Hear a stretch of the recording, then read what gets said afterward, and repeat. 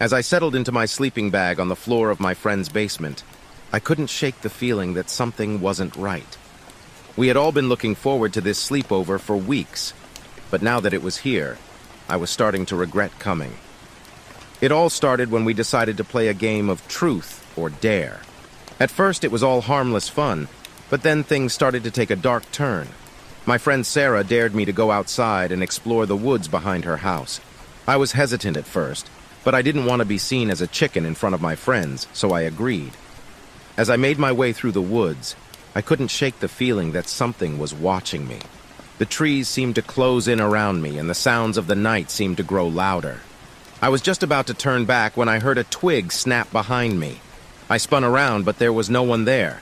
I started to jog back to the house, but then I heard it again. This time it was closer. I broke into a full sprint, my heart pounding in my chest. I could feel something chasing me, but I didn't dare look back. As I burst through the door of Sarah's house, I realized that I was the only one who had gone outside. My friends were all huddled together, looking terrified. They told me that they had heard something scratching at the windows and whispering outside the door. We tried to convince ourselves that it was just the wind or an animal, but deep down, we all knew that something wasn't right. As the night wore on, the sounds outside grew louder and more insistent. We huddled together, trying to ignore the fear that was creeping in. Finally, as the sun began to rise, the sounds outside stopped. We all breathed a sigh of relief and tried to laugh it off, but we all knew that something had been out there in the dark, something that we couldn't explain. From that day on, I never went to another sleepover at Sarah's house. In fact, I never went into those woods again. The fear that I felt that night stayed with me for years, and I still have nightmares about what might have been lurking in the darkness. I never imagined that I would find myself in the middle of a school shooting. It was supposed to be a normal day, just like any other. But when the first gunshot rang out, everything changed. I was sitting in my math class trying to focus on the lesson when I heard a loud bang. At first, I thought it was just a car backfiring outside, but then I heard more shots. Panic set in as I realized that something was very wrong. My classmates and I huddled together in the corner, trying to stay quiet and stay alive. We could hear the shooter moving through the school, getting closer and closer to our room. I could feel my heart pounding in my chest as I tried to come up with a plan. But I was frozen with fear, unable to think clearly. The door burst open, and the shooter entered the room. He was pointing his gun at us, his eyes wild with rage. I could see the fear in my classmates' eyes as we realized that this was it, that we were about to die. I didn't know what to do. I didn't have any weapons or any way to defend myself. All I could do was pray that someone would come to our rescue. But no one did. The shooter started firing and chaos erupted. I could hear my classmates screaming and crying, their voices drowned out by the sound of gunfire. I closed my eyes, not wanting to see the horror that was unfolding around me. It felt like hours, but in reality, it was only a few minutes. The shooter eventually left our room, but the damage had already been done. My classmates and I were shaken to our core, traumatized by what we had experienced. We were lucky to have survived, but we knew that our lives would never be the same. It's been years since that day, but the memory of the school shooting still haunts me. I've tried to move on, to live a normal life, but it's hard when you know that something like that can happen at any time. I wish I had been brave enough to act, to try to save myself and my classmates. But in the moment, all I could do was pray that we would make it out alive. It was my first week working the night shift at the McDonald's on the outskirts of town. My friends had warned me about how creepy it could get, but I needed the money and figured it couldn't be that bad. On my first night, I was paired with the manager, Dave, who showed me the ropes. He seemed like a nice enough guy, but there was something off about him, like he was always watching us. He would stand in the corner staring at the workers with a strange glint in his eye, and I couldn't shake the feeling that he was up to something. As the night went on, things started to get weird. The fryer would turn on and off by itself. The grill would suddenly start smoking without anyone touching it, and the ice machine would dispense ice when no one had pushed the button. At first, I thought it was just a malfunctioning machine, but then I noticed that Dave was always nearby whenever something strange happened. One night, I was taking out the trash when I heard a strange noise coming from the dumpster. I went over to investigate and found Dave hunched over, whispering to something inside. I couldn't see what he was talking to, but the hairs on the back of my neck stood up. It was like there was something in there with him, something that shouldn't be there. I tried to shrug it off and went back inside, but I couldn't shake the feeling that something was wrong. It was like the entire restaurant was alive with some sort of malevolent energy. The doors to the walk-in freezer would slam shut on their own, trapping whoever was inside, and the soda machine would suddenly spray soda all over the floor, making a huge mess. I tried to tell Dave about it, but he just brushed it off and said it was probably just a glitch in the system. One night, things took a turn for the worse. I was wiping down the counter when I saw something move out of the corner of my eye. I turned around and saw a figure standing in the back of the restaurant. It was tall and shadowy, with glowing eyes that seemed to follow me wherever I went. I froze, unable to move or even breathe. That's when Dave appeared out of nowhere, blocking my view of the figure. He seemed different somehow, his face twisted into a grotesque grin. "Everything's fine," he said in a sing-song voice. "Nothing to worry about." But I knew better.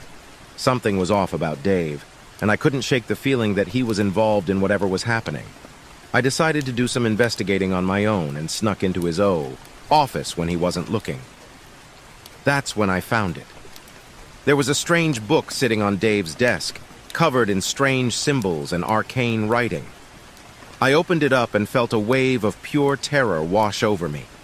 The pages were filled with rituals and spells, each one more disturbing than the last. And then I heard it, a voice coming from behind me. I turned around and saw Dave standing there, his eyes black and empty. "What are you doing?" he asked, his voice cold and menacing. I tried to run, but he was too fast. He caught me by the arm and dragged me back to the front of the restaurant, where he revealed his true form. He was no longer human, but some sort of demon, with horns and leathery wings. And behind him I saw the figure from before, looming over us both. I was trapped, alone in a McDonald's with a demon and something else, something I couldn't even begin to comprehend.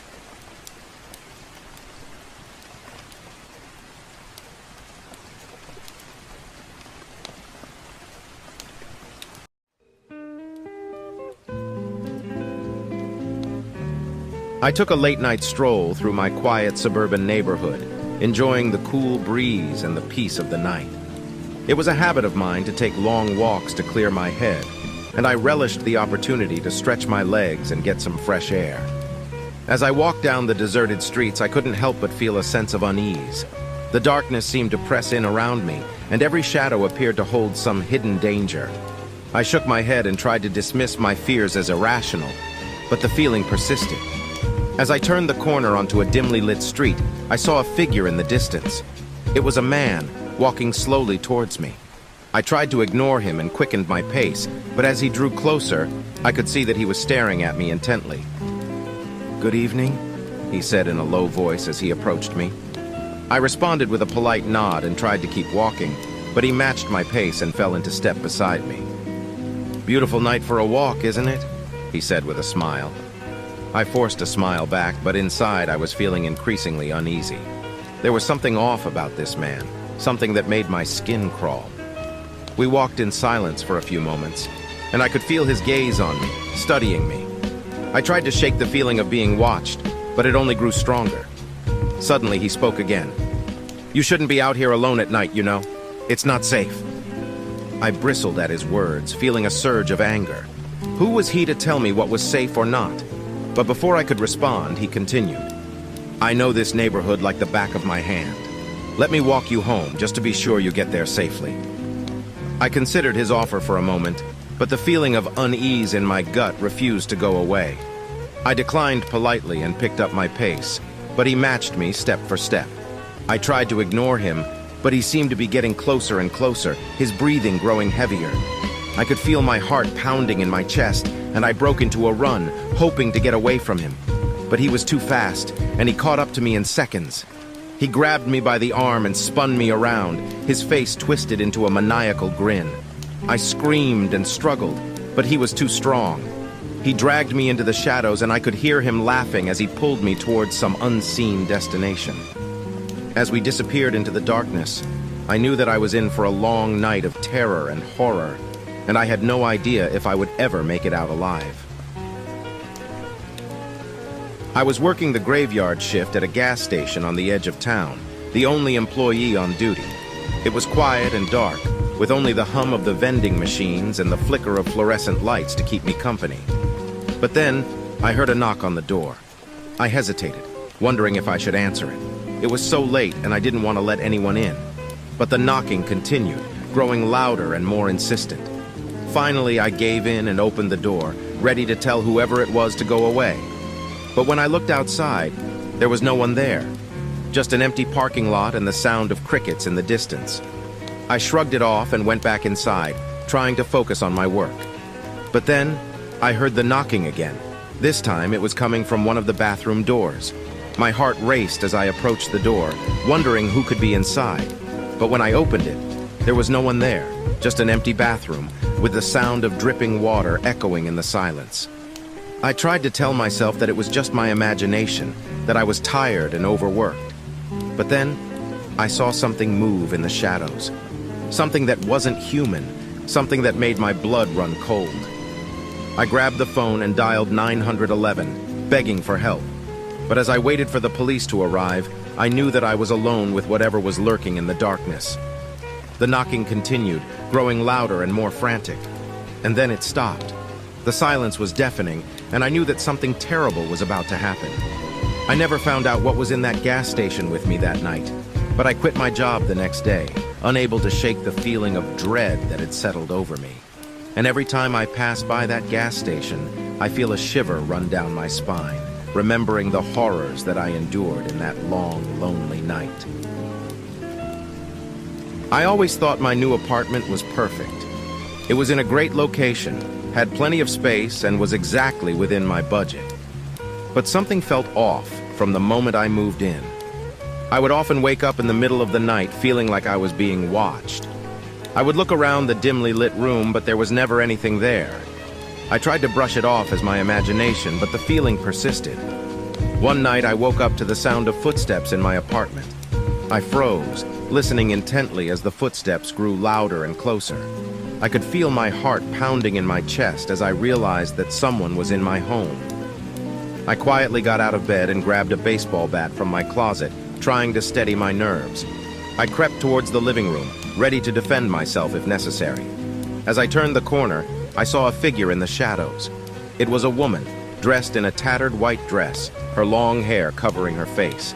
She stood completely still, staring at me with empty eyes. I tried to speak, but my voice caught in my throat.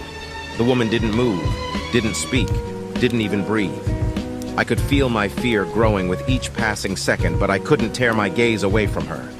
Suddenly, the woman lunged at me, her mouth twisted into a grotesque snarl. I swung the bat wildly, hoping to hit her, but she disappeared into thin air. I stood there, panting and shaking, trying to make sense of what had just happened. But before I could catch my breath, I heard a soft whisper in my ear. "I'll never leave you alone." I turned around, but there was no one there. The apartment was empty, silent, and yet I could feel that I was not alone. From that day on, I knew that something was terribly wrong with my new home. The feeling of being watched never went away, and I could hear strange noises in the middle of the night. I tried to leave, but every time I packed my bags, some unseen force would stop me. I was trapped, alone, and terrified. And then one night, the woman in the white dress appeared again. But this time, she brought with her a group of otherworldly beings, all hungry for my flesh and blood. I tried to fight, but it was no use. They overwhelmed me, dragging me down into the darkness where I would be trapped forever. Now, I am just another victim of the cursed apartment, doomed to haunt its halls for eternity.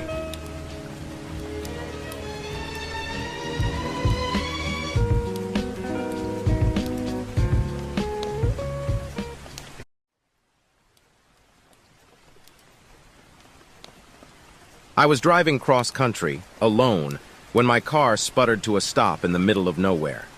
I looked around and saw a gas station in the distance, so I grabbed my phone and started walking towards it. As I got closer, I realized that the gas station was abandoned. The windows were broken, The pumps were old and rusted, and there was no sign of life anywhere. I hesitated for a moment, wondering if I should turn back and try to make it to the next town. But my gas tank was almost empty, and I didn't want to risk getting stranded. So I stepped inside. The bell over the door rang as I entered, and I felt a chill run down my spine. The place was eerie, with dust and cobwebs everywhere, and the dim light made it feel even more sinister. I called out, but there was no answer. I walked around trying to find the office or the bathroom, but everything was locked up tight. I was about to leave when I heard a noise coming from the back of the store. I cautiously made my way to the source of the noise, my heart pounding in my chest. And that's when I saw her. It was a woman, sitting on the floor in the corner of the room. She was huddled in a ball, her hands covering her face, and she was sobbing uncontrollably. I approached her slowly, trying to be gentle. "Are you okay?" I asked softly. She looked up at me, and I saw that her face was covered in bruises and cuts. Her eyes were swollen and red from crying, and she was trembling all over. "No," she whispered. "Please help me." I asked her what had happened, but she didn't answer. Instead, she just kept crying and shaking. I tried to comfort her, to offer her water or food, but she didn't want anything. She just wanted me to stay with her. As the night wore on, I began to feel more and more uneasy. The woman's behavior was strange, and I couldn't shake the feeling that something was off. And then I heard a noise outside. It was a car pulling up to the gas pumps. I froze, wondering who it could be. I tried to stay quiet to avoid drawing attention to us, but the woman started screaming. "No, no, no!" she shouted. "They're here!" And then the door burst open. Men poured inside, all dressed in black, their faces obscured by masks. They were armed, and they looked like they meant business. They didn't say anything. They just grabbed the woman and dragged her out of the store, leaving me alone in the darkness. I heard their car drive away, and I knew that I was in trouble. I tried to escape, to run for my car and get out of there, but they had blocked the exit with their own vehicle. I was trapped, alone in the gas station with no way out. I don't know how long I was there, waiting for something to happen. Hours, maybe. It felt like days, but eventually they came back. This time they didn't bother with me. They just grabbed their things and left, leaving me alone once again. I waited until morning, and then I made my escape. I never found out who those men were or what they wanted with that woman. But I'll never forget the feeling of being alone in that gas station, with danger lurking around every corner. It was the scariest night of my life. I was walking home from work one evening when I noticed a man following me. He was tall and thin, with a long black coat and a fedora hat that covered most of his face. I tried to shake him off, to take different routes and walk faster, but he always seemed to be one step behind me. At first I thought it was just a coincidence. Maybe he was heading in the same direction as me, or maybe he was lost.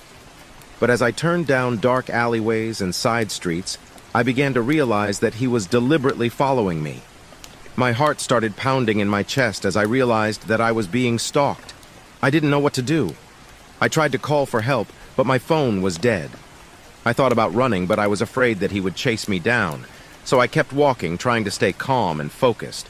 I looked over my shoulder every few seconds, trying to catch a glimpse of the man, but he was always just out of sight, lurking in the shadows. As I approached my apartment building, I knew that I had to act fast. I ran up the stairs, fumbling with my keys as I tried to unlock the door. And that's when I heard his voice. "Hello, Sarah?" I turned around and I saw his face for the first time. It was twisted into a cruel smile, and his eyes were cold and dark. "I've been watching you," he said. "You're beautiful, Sarah. I've been waiting for this moment for a long time." I screamed and ran into my apartment, locking the door behind me. I called the police and reported the stalker, but they couldn't find any trace of him. He had vanished into thin air, leaving me terrified and alone. For weeks I lived in fear, never knowing when he would come back. I installed security cameras and changed my phone number, but I couldn't shake the feeling that he was still watching me, waiting for his chance to strike. And I was safe, but the memory of that stalker haunted me for years to come.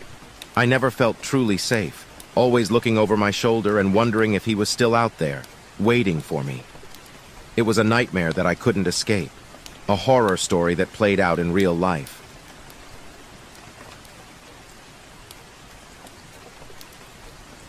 I've always loved camping. There's something about being out in nature, away from the hustle and bustle of the city, that's incredibly soothing. So when my friend suggested we go on a camping trip for the weekend, I jumped at the chance. We packed up our tents, sleeping bags, and food, and headed out into the woods. We found a great spot near a lake and set up camp. We spent the first day fishing, hiking, and enjoying the beautiful scenery. As night fell, we built a fire and settled in for the night. But things started to go wrong pretty quickly. It started with the noises. Strange rustling sounds in the bushes around us. Weird whispers in the darkness. At first, we all tried to ignore it, chalking it up to our imaginations. But then we started to hear footsteps around our campsite, and we knew something was wrong. We tried to calm ourselves down, telling each other it was probably just some animal, but the noises continued. Then, in the middle of the night, we heard a blood-curdling scream. We all jumped up, grabbing our flashlights and weapons, ready to defend ourselves.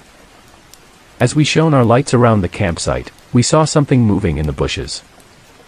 We all froze, unsure of what to do. And then it stepped out into the light. It was a man.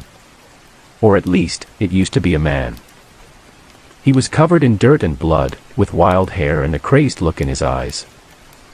He stared at us for a moment, and then started to laugh. We all backed away, terrified. But he kept coming closer, still laughing.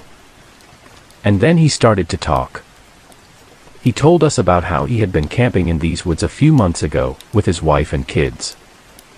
He had gone out to collect firewood, and when he came back, they were all gone.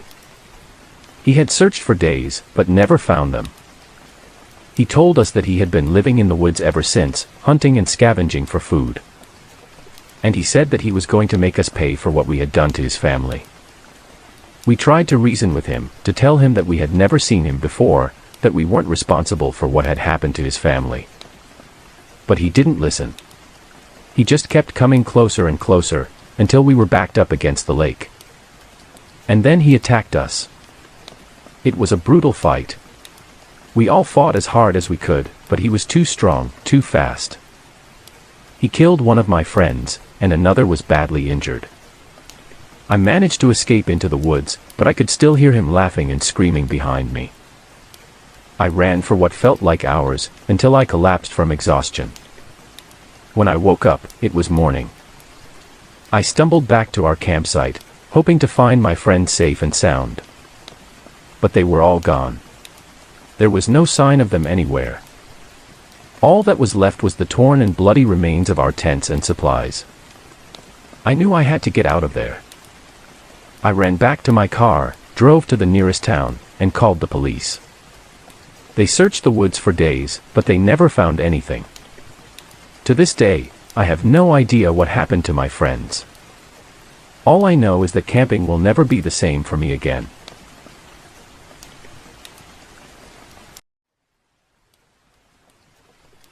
I was home alone on a stormy night, and the sound of the rain beating against the windows and roof was deafening. The wind was howling outside, making the house creak and groan. As I was settling in for the night, I heard a knock at the door. I hesitated for a moment, wondering who could be out in this weather, but my curiosity got the best of me, and I decided to answer. When I opened the door, there was no one there. At first, I thought it was just the wind playing tricks on me, but then I heard a voice whisper my name. It was a voice that sounded like it was coming from within the walls of the house. I tried to ignore it, but the voice grew louder and more insistent, filling the house with an eerie presence. I felt like something was watching me, and every time I turned around, I could feel its eyes on me. As I made my way back to my bedroom, I heard a scratching sound coming from the closet. At first, I thought it was just a rat or some other small animal, but then the scratching grew louder and more frantic. I slowly opened the closet door, and what I saw made my blood run cold. There was a figure crouched in the corner, its eyes glowing in the darkness. It was covered in blood and looked like it had been ripped apart. I tried to scream, but no sound came out. The figure stood up, towering over me, its arms reaching out towards me. I could feel its breath on my face, and the stench of decay filled my nostrils. Just when I thought it was all over, the figure disappeared, leaving me alone and trembling with fear. But the terror was far from over. As I lay in bed, I could feel the presence growing stronger, as if something was coming closer and closer. Suddenly, the lights flickered and went out, leaving me in total darkness. I could hear the sound of footsteps getting closer and closer, and then the sound of something breathing heavily. As I reached for my phone to call for help, I felt a hand grab mine. It was cold and clammy, and I could feel the pinch. I knew that something evil was in the house with me. I knew I had to fight back. I grabbed a kitchen knife and made my way through the house, searching for any sign of the intruder. Suddenly, I heard a loud crash coming from upstairs. I sprinted up the stairs, my heart pounding in my chest. As I reached the top of the stairs, I saw that the door to my bedroom was open, even though I had closed it before. I cautiously stepped inside, holding the knife in front of me. The room was empty, but I could sense something was there. Suddenly, the door slammed shut behind me, trapping me inside. Heard a voice whisper my name, and then a figure materialized in front of me. It was the same figure I had seen in the closet earlier, but this time it was much more real. Lunged at the figure with the knife, but it was like trying to stab air. The figure simply dissipated into the air, laughing at my futile attempts. Realized then that I couldn't fight this thing physically. I had to find a way to defeat it on a different level. I remembered something my grandmother had told me when I was a child, that the only way to defeat evil was with love and light. I closed my eyes and focused all my energy on sending love and light to the figure in front of me. I could feel it resisting at first, but then something shifted, and the figure began to dissolve. Finally it was gone, and the house was silent. I collapsed onto the bed, tears streaming down my face, relieved that the nightmare was over. But the experience had changed me forever. I knew that evil existed in the world, and that it could strike at any time.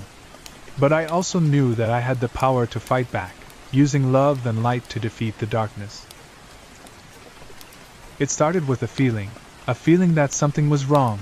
I couldn't quite put my finger on it, but it was there, lurking in the back of my mind. At first, I thought it was just my imagination. Maybe I was feeling anxious or stressed, but as the days went on, the feeling grew stronger and more persistent. I tried to shake it off, but it was always there, lurking just beneath the surface. I found myself checking the locks on the doors and windows obsessively, and I would jump at every little sound. Then one night, I heard something that I couldn't ignore.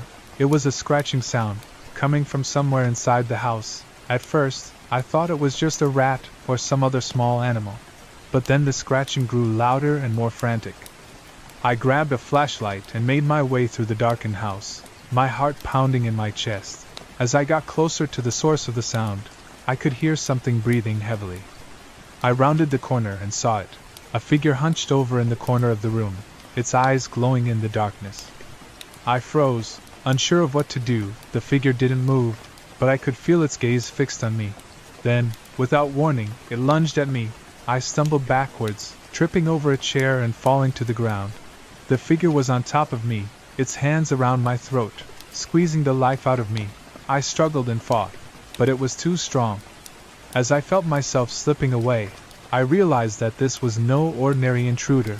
This was something much more sinister, something that had been lurking in the shadows for far too long.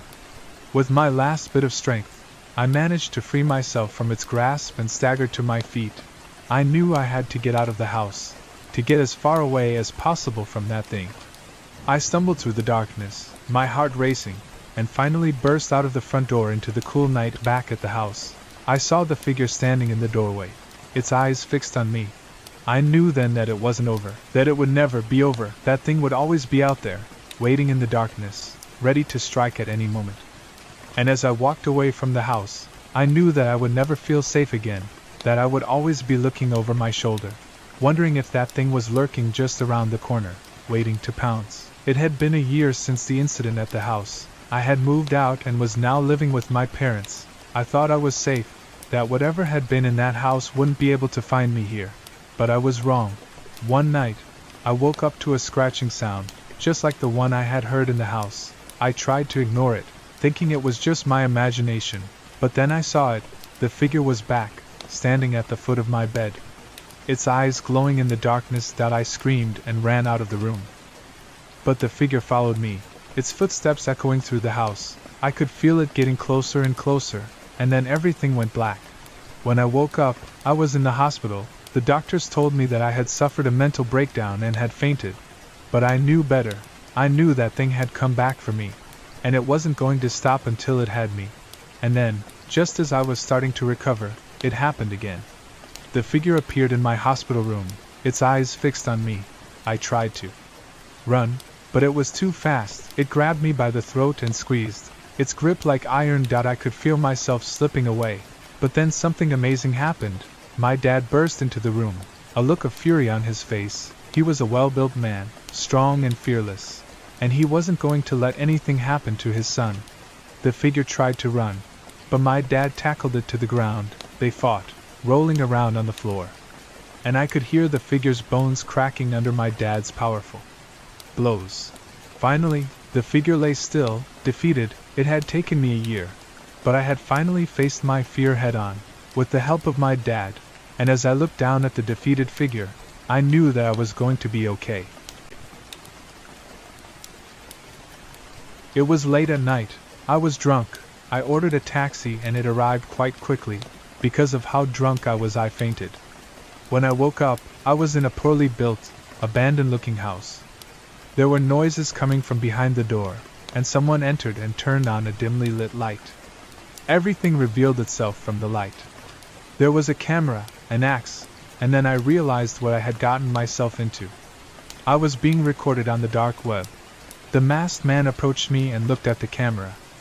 He then picked up the axe and looked at the camera one last time, and then I took my opportunity. Wait, what? I couldn't move. Had I been drugged?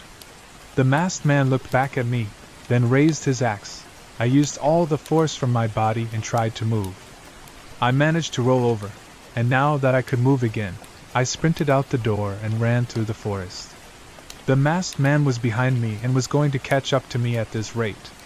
Since the masked man left his axe at the abandoned house and there was no other option for me, I halted and let out a scream and threw a punch at him. I don't know if it was the adrenaline I had at that moment, but that punch left him knocked out.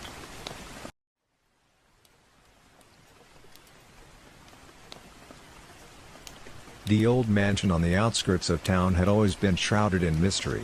The locals whispered of strange occurrences and unexplained noises emanating from within its walls. But no one dared to investigate, for fear of what they might find. That was until a group of curious teenagers decided to explore the abandoned mansion. They had heard the stories and wanted to see if they were true. Armed with flashlights and a sense of adventure, they approached the foreboding structure. As they made their way inside, they were immediately struck by the eerie atmosphere. The air was thick with a musty scent, and the walls seemed to creak and groan with each step they took. Despite their initial apprehension, the group pressed on, eager to uncover the secrets of the mansion. As they explored the various rooms, they began to notice strange symbols etched into the walls and floors. They couldn't decipher their meaning, but they sensed an ominous presence lurking in the shadows. Suddenly, they heard a blood-curdling scream coming from one of the upper floors. They rushed to investigate, but found nothing but an empty room. However, they soon realized that they were not alone in the mansion. The ghostly apparition of a woman began to appear before them, haunting them with her mournful cries. They tried to flee, but every door and window was locked tight, trapping them inside the mansion. As the night wore on, the group became increasingly terrified. They were being tormented by malevolent spirits, their every move watched by unseen eyes.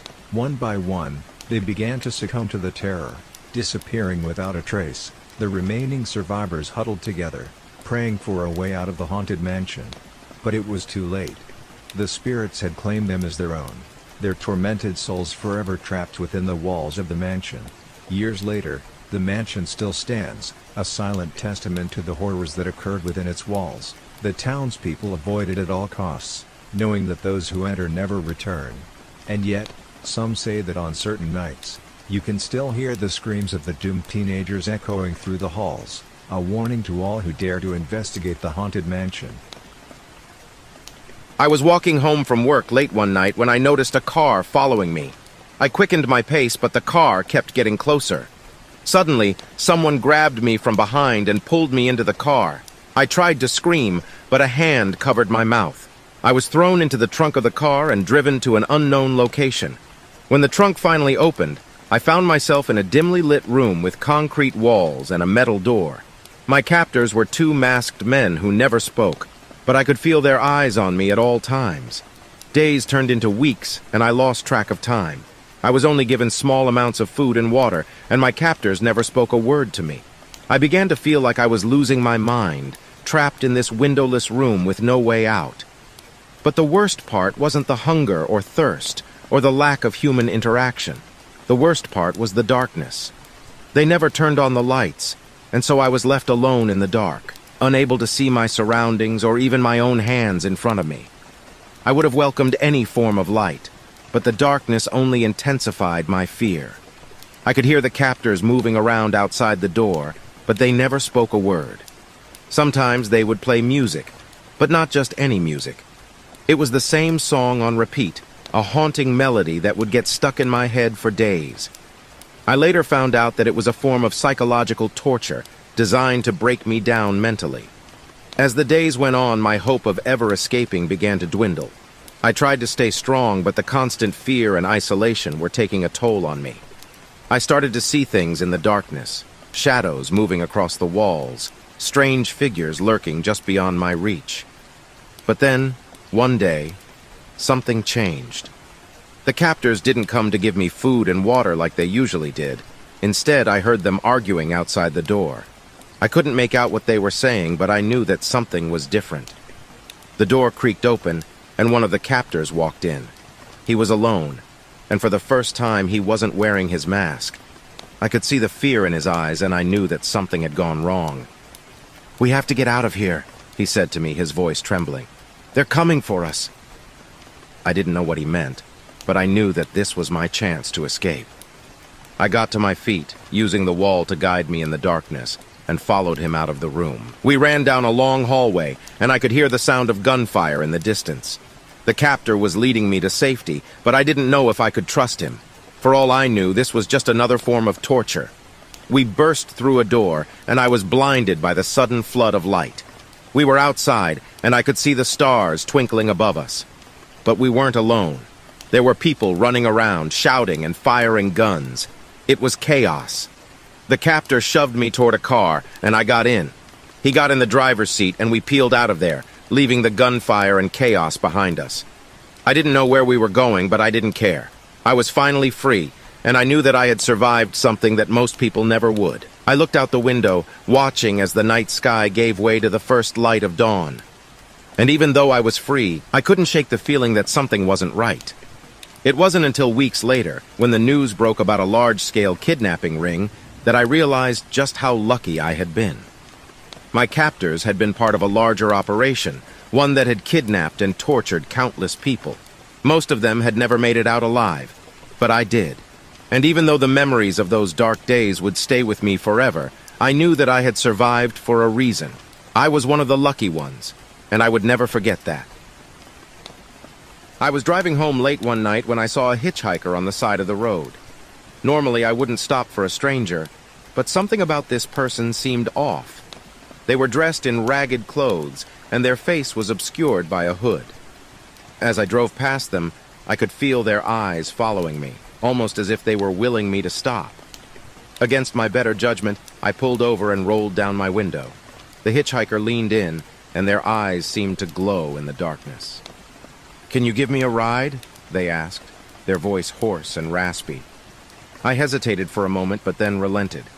I didn't want to leave them stranded out here in the middle of nowhere. As we drove, the hitchhiker became more and more agitated. They kept fidgeting in their seat, muttering to themselves and glancing nervously out the window.